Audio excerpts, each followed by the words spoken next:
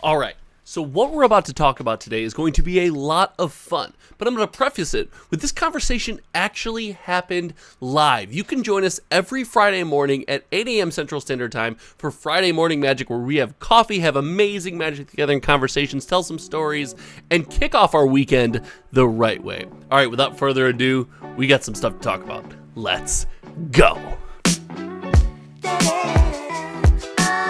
When it comes to a Magic the Gathering set like Lord of the Rings, we knew it was going to sell. We knew it was going to be hype. It was going to be insane.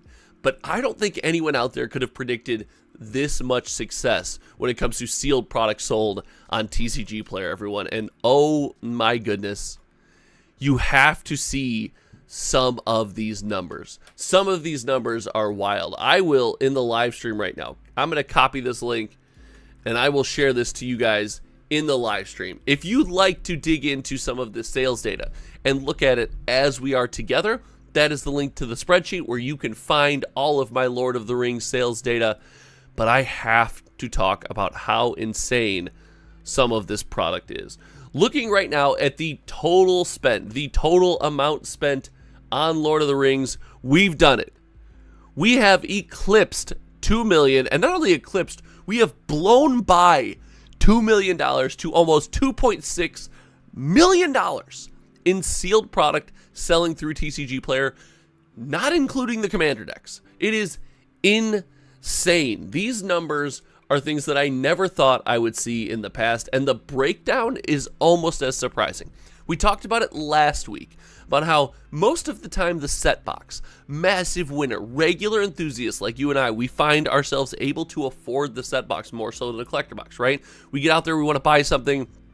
What do we want to spend? Do we want to spend $400 or $160? Often we want to spend the $160 or spend it twice and open two things.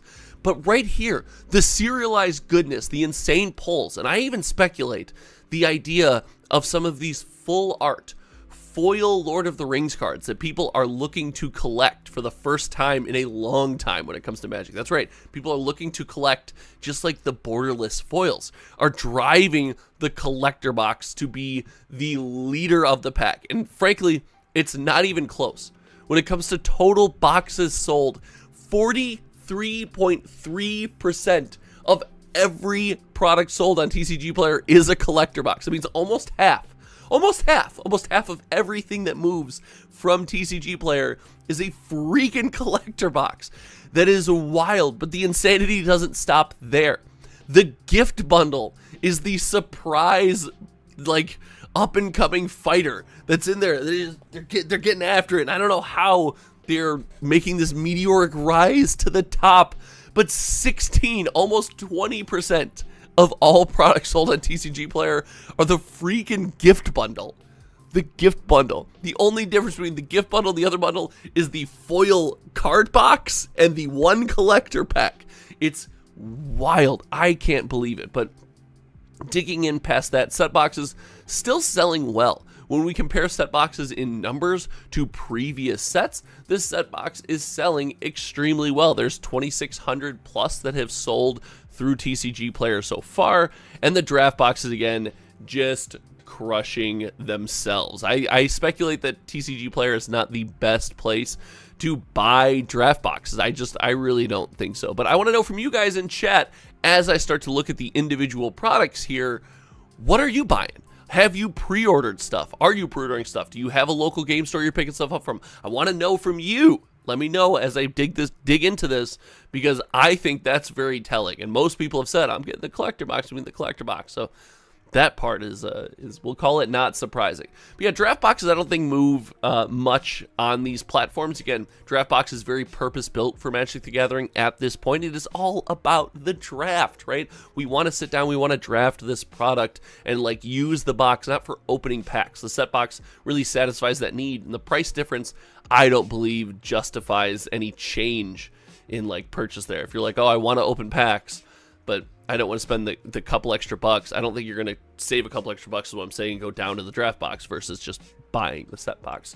So this sales data is insane. Again, the big number that I can't stop staring at is $2.6 million in pre-sales. Like, just insanity.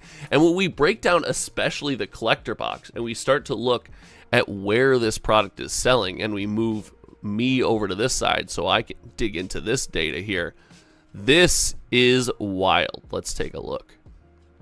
The breakdown of where sales are happening.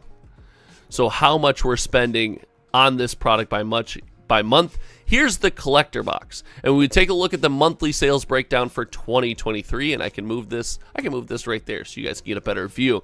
February, it kicked off a little bit, and you saw March. March was the set's kind of announcement, an introduction to the world, and the set drops, and people spend a bunch of money. And then with all things Magic, we're getting new products all the time. We're spending our money here, we're spending our money there, and this is important. Remember this, because I think this is going to be a valid point here in a second.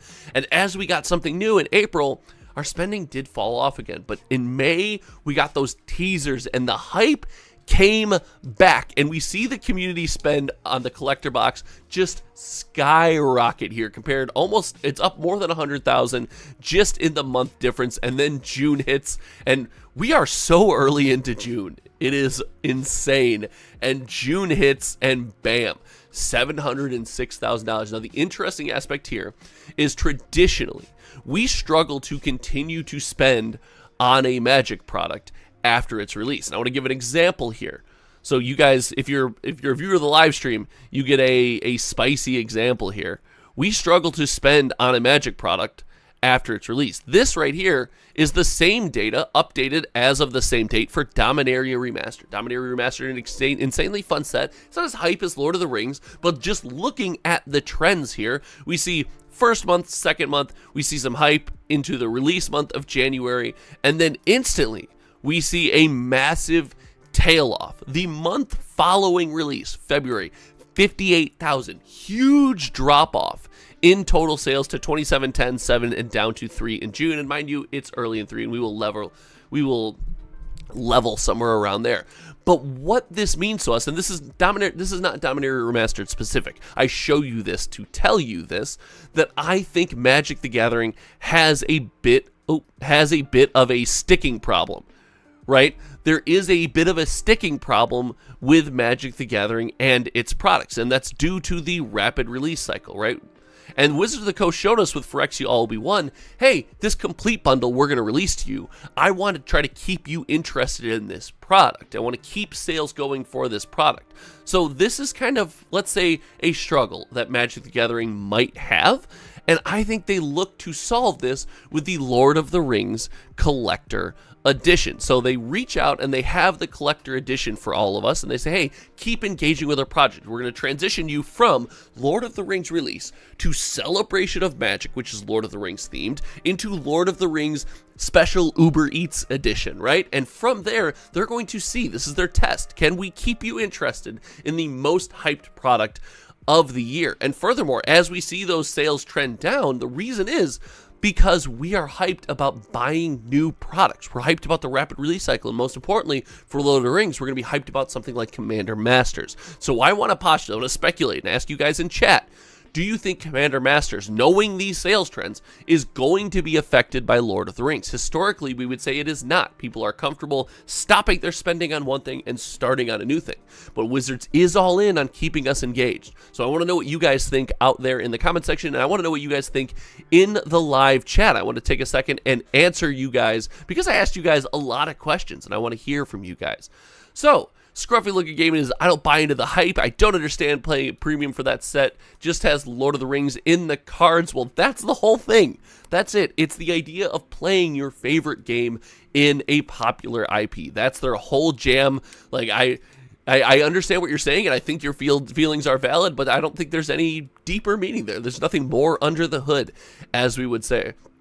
Yoko's still got to grab a fat pack. I always get a fat packed box, one from each set. Dating back to Lorid, that collection is sweet. Krovax, only buy singles. Totally understand. Listen, singles, always a great route. MTG Gaming Bob, I have no intention of buying Lord of the Rings or Commander Masters. I think a lot of people are going to have a lot of feels bad. The card price will not justify the cost.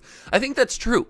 I think if you buy a lot of these sets, especially early on, you'll probably, go to look at your EV and be like, ooh, that's not great. Like, but there is an experience that you're paying for, and that's something that I've warmed up to more in my content creator days as I go by. I try to decouple myself from the EV of the box. I know it's weird. I talk a lot about like how sets are selling, and I think that's very important. But I decouple myself a bit from the EV of the box. Something like